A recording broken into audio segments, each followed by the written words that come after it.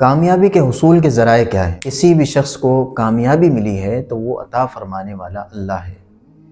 تو اللہ رب العزت ہی کامیابی کے اصول کو بہترین بیان فرما سکتا ہے کہ تمہیں کامیابی کے حصول کے لیے کون سی چیزوں پر عمل کرنا ضروری ہے۔ تو ہم جانتے ہیں کہ اللہ رب العزت نے کن چیزوں کو بیان فرمایا ہے تاکہ ہم ان چیزوں پر عمل کریں اور ہمارے لیے بھی کامیابی کا حصول ممکن ہو جائے۔ اللہ رب العزت نے قرآن مجید میں ارشاد فرمایا، قد افلح من تزکا وذکر اسم ربہ فصلی۔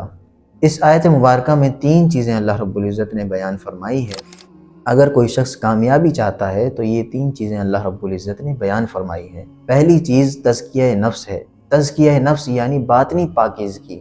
جس شخص کے اندر باطنی پاکیزگی نہیں ہے، دل اس کا پاک نہیں ہے، دل کے اندر برے خیالات آتے ہیں، برے وسوسے آتے ہیں، دل کے اندر طمانیت نہیں ہے، دل مضطرب رہتا ہے۔ جو شخص دل کی صفائی نہیں کرتا اس کے لیے ممکن نہیں ہے کہ وہ کامیاب ہو جائے۔ اس ضمن میں ایک حدیث مبارکہ ہے جس سے یہ مضمون نکلتا ہے کہ دل کی صفائی کیسے ممکن ہے۔ حضور اکرم صلی اللہ تعالیٰ علیہ وسلم نے ارشاد فرمایا، تم اپنی نظروں کو جھکا لو اور اپنی شرمگاہوں کی حفاظت کرو، ورنہ اللہ تمہارے چہروں کا نور لے جائے گا، یعنی روحانیت ختم ہو جائے گی۔ اس حدیث مبارکہ میں تزکیہ نفس کا ایک مضمون نکلتا ہے۔ بھی بندہ کوئی نظارہ دیکھتا ہے، کوئی منظر دیکھتا ہے تو وہ منظر اس کے دل پر اثر کرتا ہے۔ اگر بندہ نگاہوں کی حفاظت کر لے تو اس سے فائدہ یہ ہوگا کہ کوئی بھی ایسا منظر کہ جو ہمیں گمراہی کی طرف لے جا رہا ہے، نگاہیں اس سے دور رہیں گی، اس سے بچیں گی، تو وہ منظر دل پر اثر انداز نہیں ہوگا، اور جب دل پر اثر انداز نہیں ہوگا تو نفسانی خواہشات کی طرف دل متوجہ نہیں ہوگا، جس سے ہمارا جو ظاہر ہے وہ برائی کی طرف مائل ہونے سے بچ جائے گا۔ یہ اثر ہے نگاہوں کی حفاظت کا۔ اور شرمگاہوں کی حفاظت کا یہ کہ اگر بے جا کوئی خیال دماغ میں آ ہی جاتا ہے تب بندے کو چاہیے کہ اپنی شرمگاہ کی حفاظت کرے تاکہ اس کی خباثت سے دل پر کوئی میل نہ آئے۔ جو شخص ان دونوں چیزوں کی حفاظت کرتا ہے اس کا دل بھی صاف، اس کا ظاہر اور باطن دونوں ستھرے ہو جاتے ہیں۔ تو پتہ چلا کہ تزکیہ نفس کے حصول کے لیے ان 2 چیزوں پر عمل کرنا ضروری ہے۔ سب سے پہلے نگاہوں کی حفاظت اور دوسرا شرمگاہوں کی حفاظت۔ اللہ رب العزت ہمیں عمل کرنے کی توفیق عطا فرمائے۔ دوسری چیز ہے ذکر۔ اب سوال پیدا ہوتا ہے کہ اللہ رب العزت کا ذکر کیسے کیا جائے؟ تو حدیث مبارکہ میں مسند احمد کی حدیث ہے، حضور اکرم صلی اللہ تعالیٰ علیہ وسلم نے ارشاد فرمایا کہ اللہ کو اتنا زیادہ یاد کرو، اللہ کا ذکر اتنا زیادہ کرو کہ منافقین یہ سمجھنے لگیں کہ شاید یہ دیوانہ ہو گیا ہے۔ کہ آپ نے دیکھا ہوگا کوئی شخص اگر کسی سے محبت کرتا ہے تو جب ذکر ہوتا ہے، جب بھی بات کرتا ہے تو بار بار اسی کا نام لیتا ہے، جب بھی کوئی کلام کرے گا تو بار بار اسی کا تذکرہ کرے گا، کبھی وہ صراحتاً نام لے کر ذکر کرے گا، اگر نام لے کر ممکن نہ ہو تو وہ بغیر نام لیے اس کے اوصاف بیان کرتا رہتا ہے۔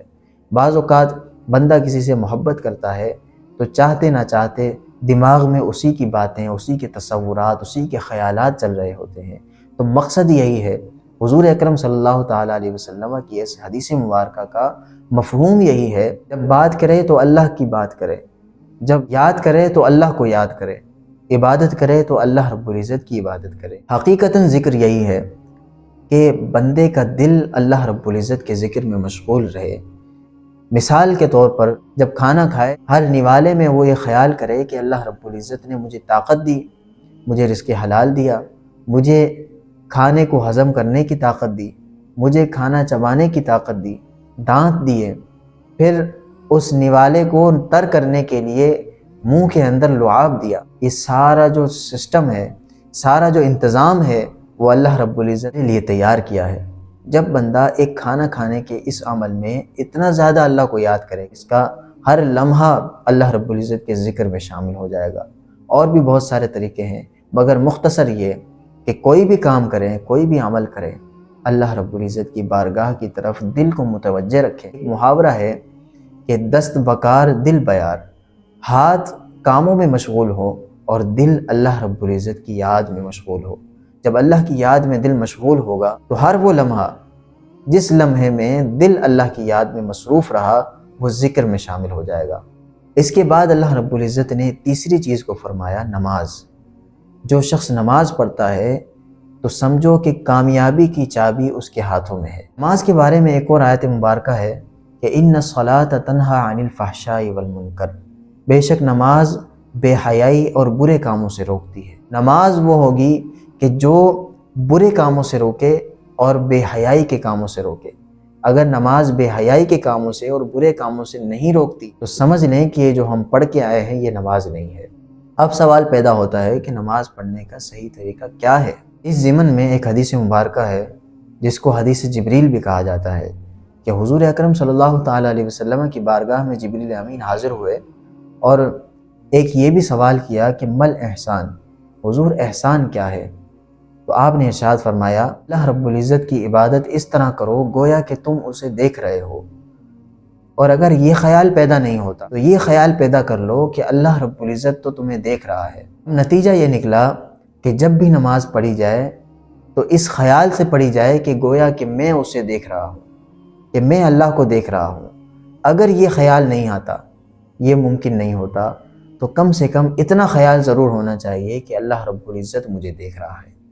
جب یہ خیال پوری نماز کے اندر چھایا ہوا ہو، بندہ اسی خیال میں ڈوب کر اللہ رب العزت کی عبادت کرے، تو اس عبادت، اس نماز کو حقیقت میں نماز کہا جاتا ہے۔ اور یہی وہ نماز ہے کہ جس کی وجہ سے انسان بے حیائی کے کاموں سے بیزار اور برے کاموں کو چھوڑ دیتا ہے۔ تو نتیجہ یہ نکلا کہ کامیابی کے حصول کے لیے 3 چیزیں ہیں۔ پہلی چیز تزکیہ نفس، دل کی صفائی، دوسری چیز اللہ کا ذکر، اور تیسری چیز نماز۔ اللہ رب العزت ہمیں ان تینوں پر عمل کرنے کی توفیق عطا فرمائے اور ہمیں دین سیکھتے رہنے کی توفیق عطا فرمائے۔